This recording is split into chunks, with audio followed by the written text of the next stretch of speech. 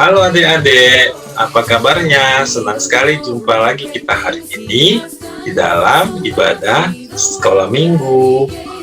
Hari ini kita boleh bersyukur karena juga pandemi COVID sudah semakin mereda.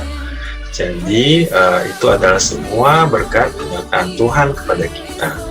Adik-adik, kakak hari ini pakai ikat kepala Sunda karena hari ini kita akan melakukan ibadah syukur hari ulang tahun GKI Kota Wisata yang ke-11.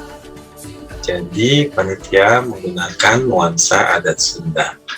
Oke adik-adik, sekarang sebelum kita mulai ibadah, mari kita menyanyikan pujian.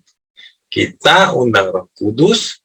Mari kita berdiri semua. Kita semangat bernyanyi lagu Holy Spirit Fills Me Up. Oke adik-adik, berdiri ya. Kita nyanyi dengan semangat.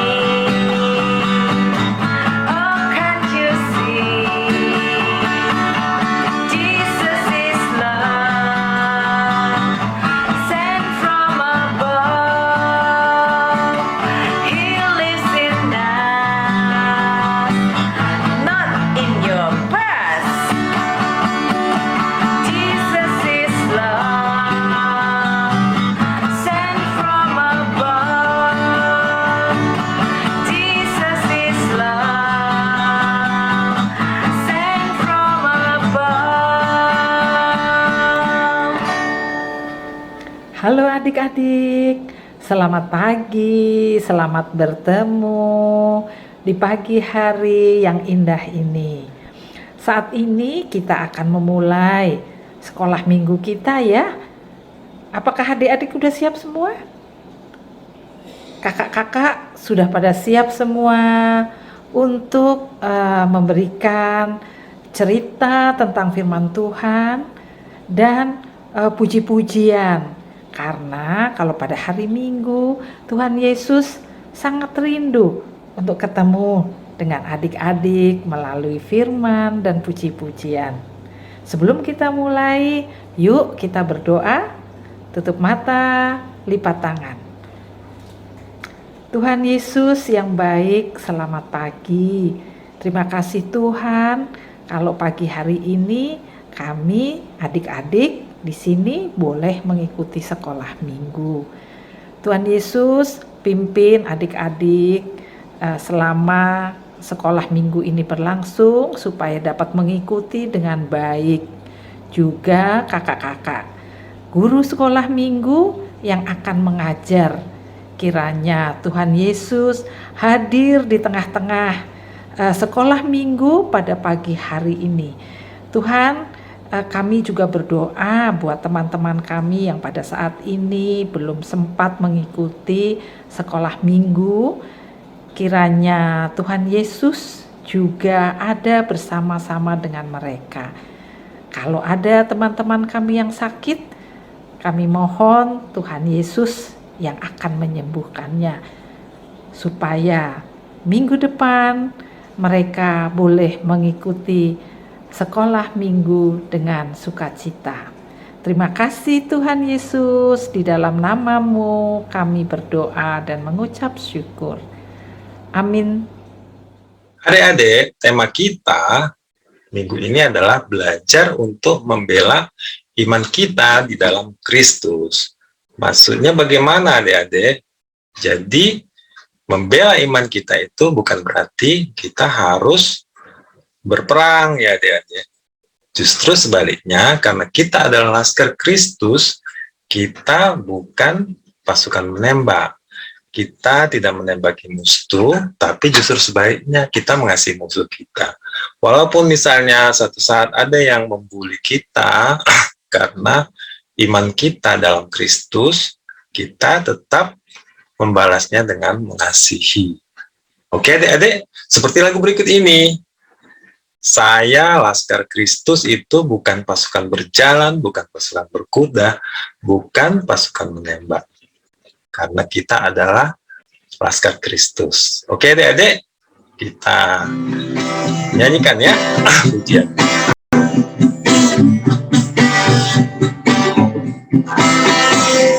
Saya bukan pasukan berjalan, pasukan berkuda, pasukan menembak. Saya tidak menembaki musuh, tapi saya laskar Kristus. Saya bukan pasukan berjalan, pasukan berkuda, pasukan menembak. Saya tidak menembaki musuh, tapi saya laskar Kristus. Saya laskar Kristus, siap gerak. Saya laskar Kristus, siap gerak. Saya tidak menembaki musuh, tapi saya laskar Kristus. Adik-adik, sekarang tiba saatnya kita mendengarkan firman Tuhan tentang Rasul Paulus yang dipakai Tuhan untuk menunjukkan bagaimana membela iman di dalam Kristus. Oke adik-adik, sebelum kita mendengarkan firman yang dibawakan oleh Kak Ance, mari kita menyanyikan pujian kita. Mari kita menyiapkan hati kita dengan lagu Kusiapkan Hatiku Tuhan. Kusiapkan hatiku Tuhan untuk dengar firman-Mu saat ini. Ku sujud menyembah-Mu Tuhan, masuk hadirat-Mu saat ini.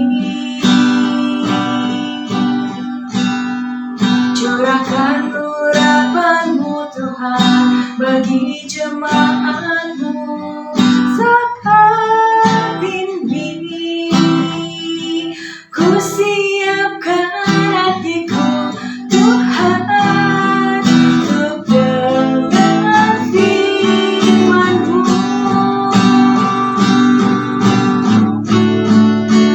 Firman-Mu Tuhan tiada berubah.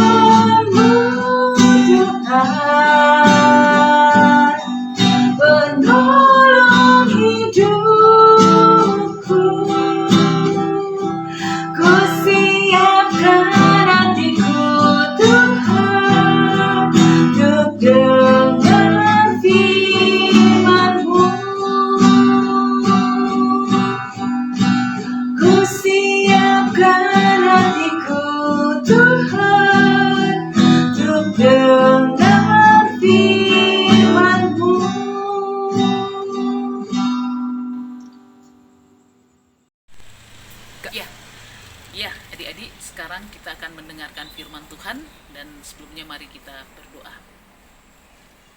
Tuhan, sekarang kami siap untuk mendengarkan firman-Mu. Tolonglah kami supaya kami dapat mendengar, mengerti, dan melakukan apa yang Tuhan mau dari firman Tuhan.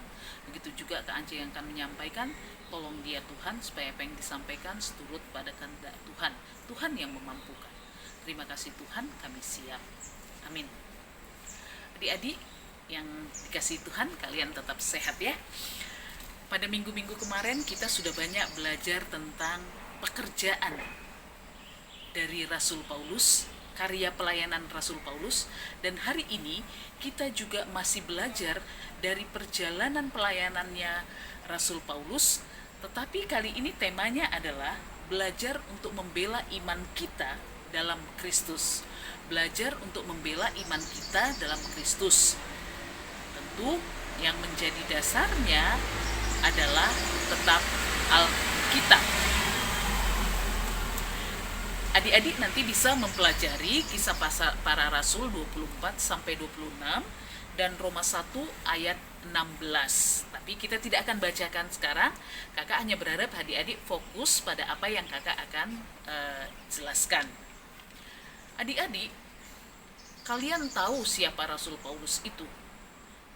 Dia adalah seorang Yahudi, tapi warga negaranya adalah Romawi, yang sangat pinter dia intelektual katanya ya, dia punya pengetahuan yang sangat luas, dari yang sangat membenci ajaran Kristus sampai kemudian Tuhan Kristus menjungkir balikkan dia sehingga dia menjadi pelayan Tuhan yang menyebarkan ajaran Kristus ke berbagai tempat. Itu sudah kalian lihat ya. Tetapi ternyata apa yang dilakukan Rasul Paulus ini itu sangat mengganggu orang-orang Yahudi. Kenapa? Kalian pernah, waktu itu kakak pernah mengajar ke kalian bahwa Paulus mengatakan bahwa keselamatan kita itu cuma-cuma. Itu cuma-cuma yang kita peroleh karena belas kasih Tuhan, yaitu lewat kematian Kristus, kebangkitan, dan naiknya ke surga. Tetapi bagi orang Yahudi, keselamatan itu kita bisa peroleh kalau kita melakukan hukum Taurat. Nah, jadi kalau melakukan hukum Taurat, ya kita bisa peroleh keselamatan dan kita melakukan aturan-aturan yang diterapkan orang Yahudi. Tapi Paulus bilang bukan karena itu.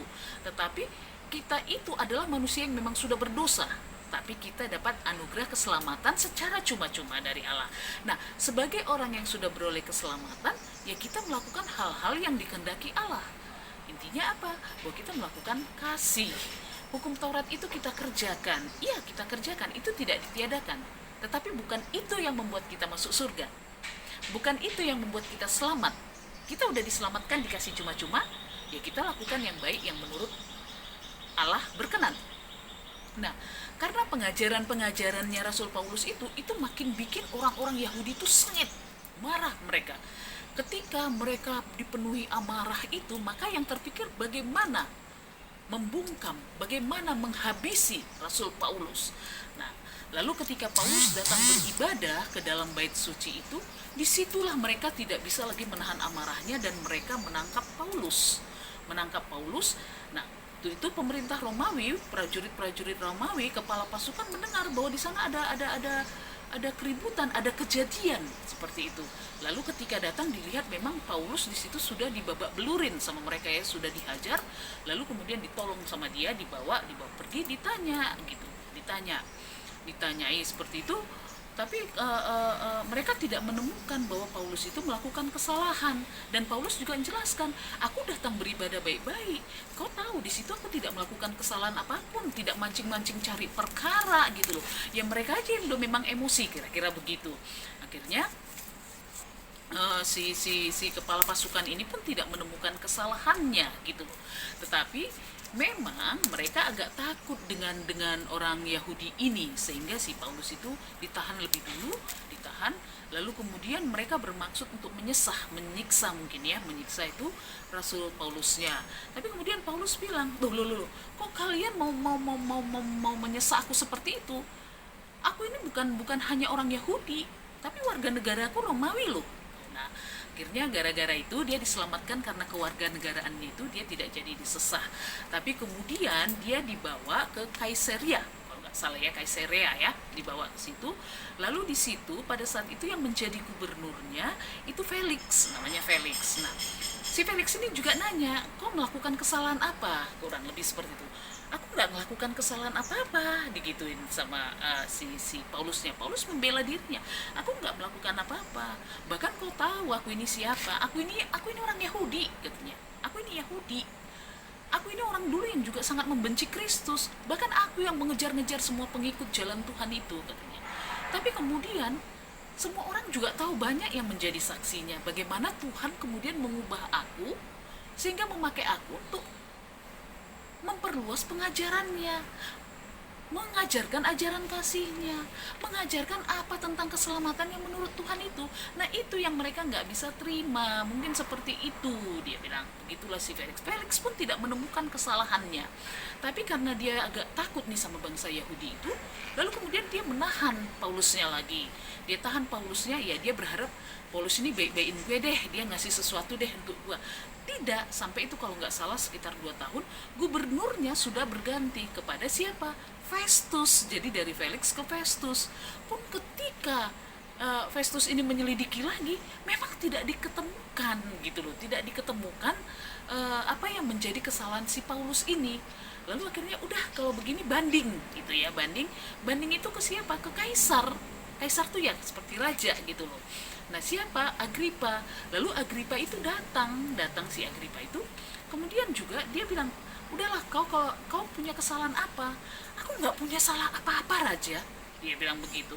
Kalau gitu bikin pembelaan dirimu. Lalu Paulus menyampaikan pembelaan dirinya lagi.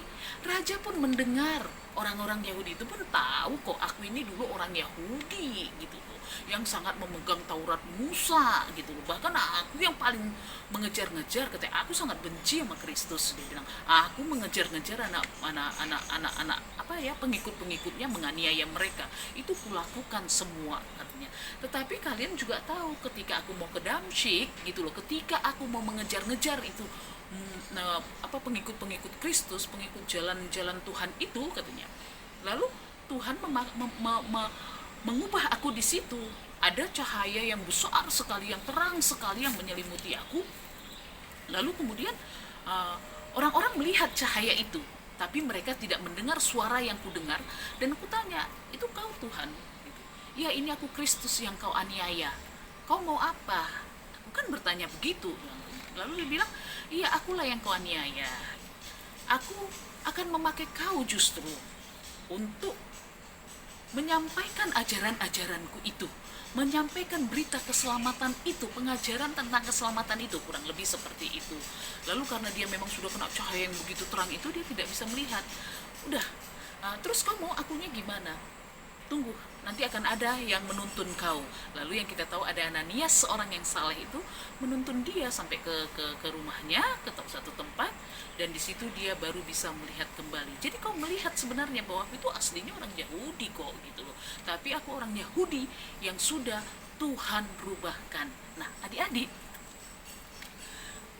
belajar dari sini, kalau kita lihat tema kita, belajar untuk membela iman kita dalam Kristus. Apa yang kita lihat di sini dari Rasul Paulus? Kebayang ya, kalau kita sendirian kemudian dikeroyok orang rame gitu ya, orang rame, dipenjarakan, diadili, itu pasti timbul rasa takut. Tetapi Paulus bukan itu yang dia takutkan. Dia tidak sama sekali tidak terpengaruh oleh itu. Dia tetap berdiri teguh untuk itu. Dia tetap mempertahankan imannya. Itu yang dia pegang gitu loh. Jadi bukan hukuman itu yang membuat dia takut. Dia takut kalau dia tidak mengerjakan apa yang Tuhan kehendaki, sehingga dia sangat teguh memegang. Nah, kalau kita lihat ini adik-adik, sekarang pun mungkin adik-adik juga mendengar banyak orang-orang Kristen yang mungkin mereka pun mengalami penganiayaan. Mereka untuk beribadah pun mungkin dipersulit. Mereka untuk mendapatkan hak-hak mereka juga mungkin dipersulit gitu loh.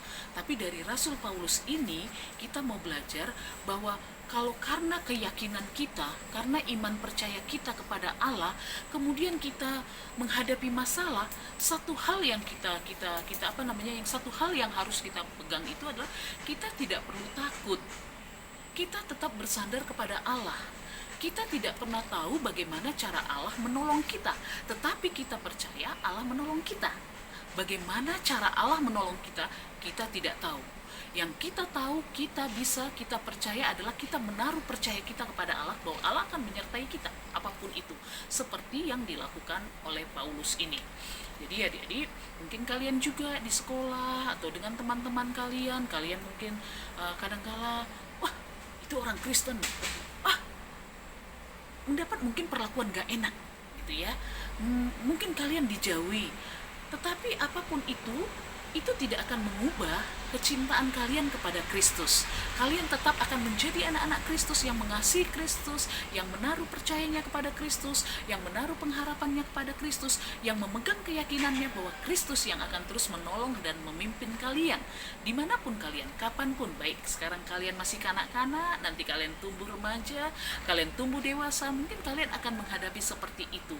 Tapi melalui Rasul Paulus kita diingatkan, apapun hambatan, apapun masalah, apapun gangguan yang kita hadapi, bahwa itu tidak akan gangguan-gangguan yang mungkin itu karena iman percaya kita sebagai orang Kristen, itu tidak akan menggoyahkan iman percaya kita.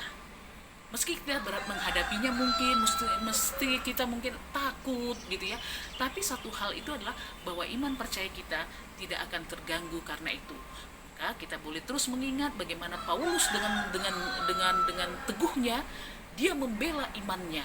Bayangkan dari gubernur tidak menemukan kesalahannya, sampai gubernur berganti tidak menemukan kesalahannya, sampai ke hadapan kaisar tidak menemukan, bahkan kaisar pun dia tarik untuk percaya akan pengajaran dari Kristus itu, akan ajaran dari Kristus itu.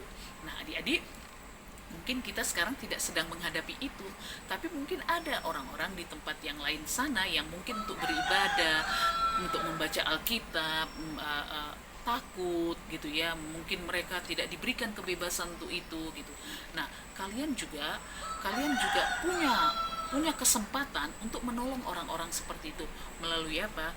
Kalian boleh mendoakan mereka semua. Nah kembali tadi lagi juga, karena kita adalah orang-orang yang sudah mendapat keselamatan cuma-cuma gitu ya. Kita sekarang kalau menghadapi orang yang tidak suka dengan keyakinan kita tidak perlu menjauh, kita tidak perlu membalas dengan kemarahan, tetapi kita tetap boleh menunjukkan apa yang Tuhan mau kita tunjukkan kepada sekeliling kita, yaitu apa yang sudah kita terima dari Tuhan, yaitu apa? Kasih Tuhan.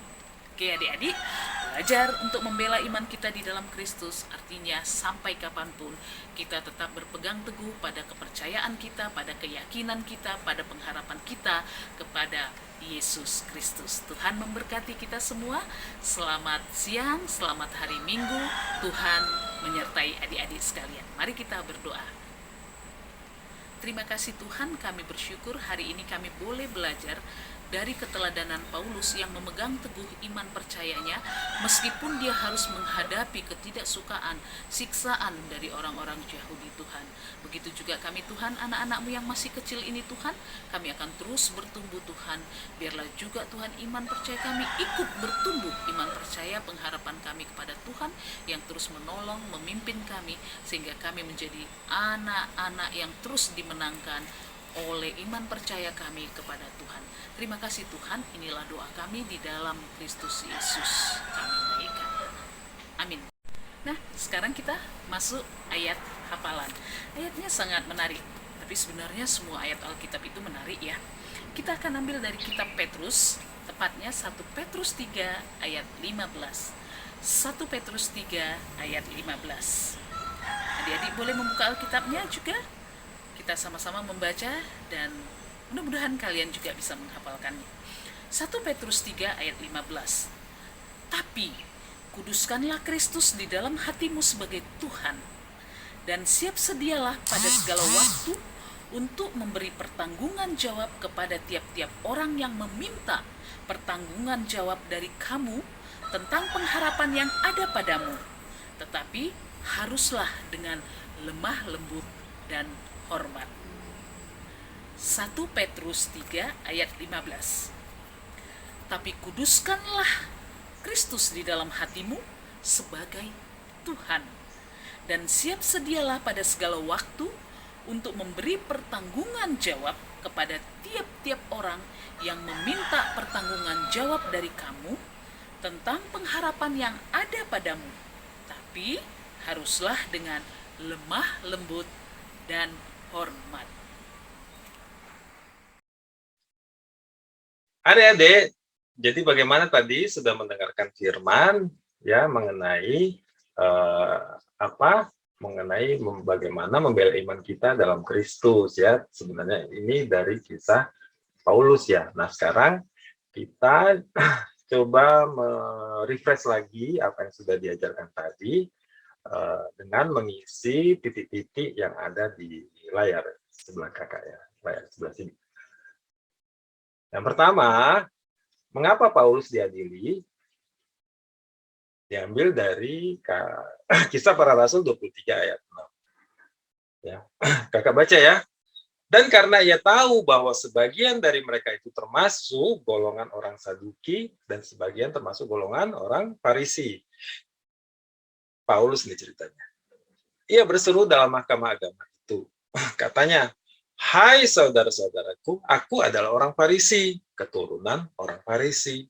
Aku dihadapkan ke mahkamah ini karena aku mengharap akan kebangkitan orang mati." Jadi isinya itu ya adik-adik, aku dihadapkan ke mahkamah ini karena aku mengharap akan kebangkitan orang mati.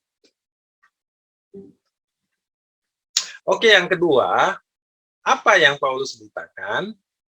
Coba kita lihat lagi, katanya petunjuknya situ, Kisah Para Rasul ayat pasal 26 ayat yang ke-20. Tetapi mula-mula aku memberitakan kepada orang-orang Yahudi di Damsyik, di Yerusalem dan di seluruh tanah Yudea, dan juga kepada bangsa-bangsa lain, bahwa mereka harus bertobat dan berbalik kepada Allah, serta melakukan pekerjaan yang sesuai dengan pertobatan itu. Jadi isinya apa itu? Bahwa mereka harus bertobat ya berarti ya, dan berbalik kepada Allah serta berarti melakukan pekerjaan-pekerjaan yang sesuai dengan pertobatan itu. Jadi isinya apa tadi? Mereka harus bertobat ya dan berbalik kepada Allah serta melakukannya. Oke, jadi yang berikutnya, bagaimana perasaan Paulus dalam memberitakan Injil? Kita lihat dulu Roma 1 ayat 16 ya, Roma 1 ayat 16. Sebab aku mempunyai keyakinan yang kokoh dalam Injil, karena Injil adalah kekuatan Allah yang menyelamatkan setiap orang yang percaya. Pertama-tama orang Yahudi, tetapi juga orang Yunani. Nah, ya itu ada sedikit kekeliruan ya dia. Sebab aku mempunyai, ya bukan tidak ya, mempunyai keyakinan yang kokoh ya. Jadi titiknya keyakinan yang kokoh terhadap Injil, karena Injil adalah kekuatan Allah yang menyelamatkan ya, setiap orang yang percaya. Yang terakhir adik-adik, bagaimana kita melakukannya? Kita ambil dari bacaan 1 Petrus 3 ayat 1 Petrus 3 ayat ke-15. Tetapi, kakak baca yang komplitnya ya, tetapi kuduskanlah Kristus di dalam hatimu sebagai Tuhan, dan siap sedialah pada segala waktu untuk memberi pertanggungan jawab kepada tiap-tiap orang yang meminta pertanggungan jawab dari kamu tentang pengharapan yang ada padamu. Tetapi haruslah dengan lemah lembut dan hormat ya. Jadi harus lemah lembut dan hormat. Jadi dan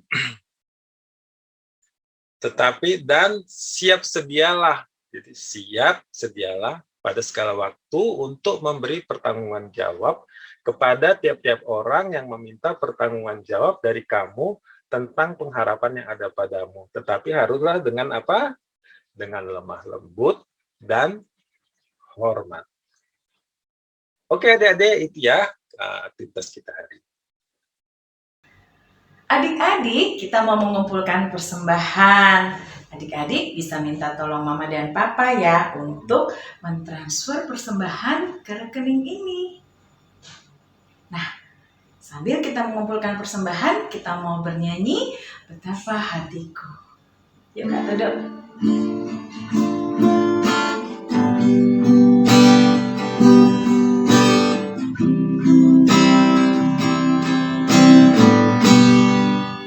Betapa hatiku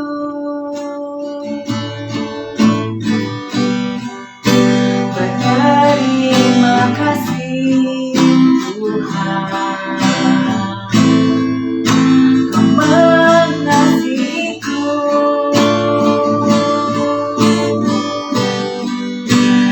Kau memilikiku.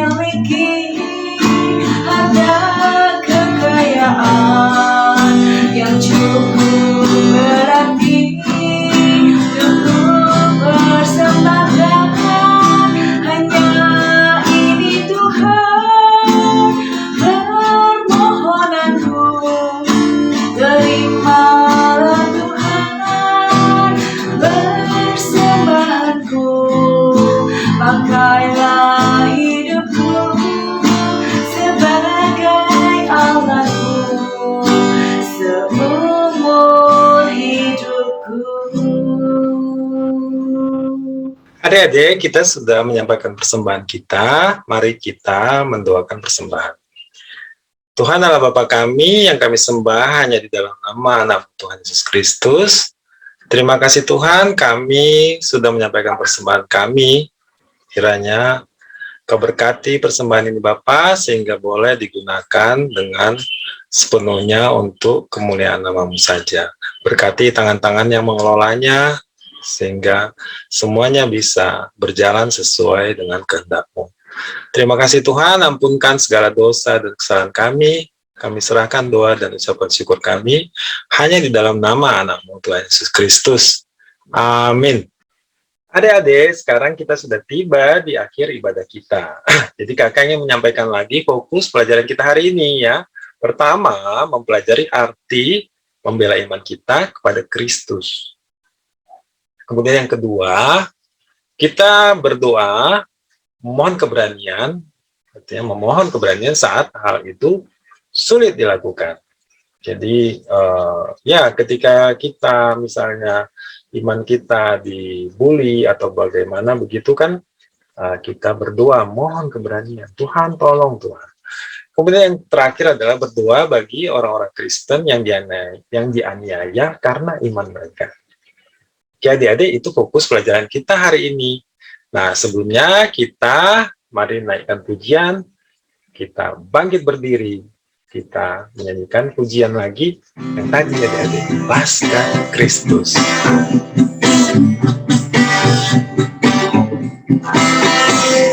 Saya bukan pasukan berjalan, pasukan berkuda, pasukan menembak.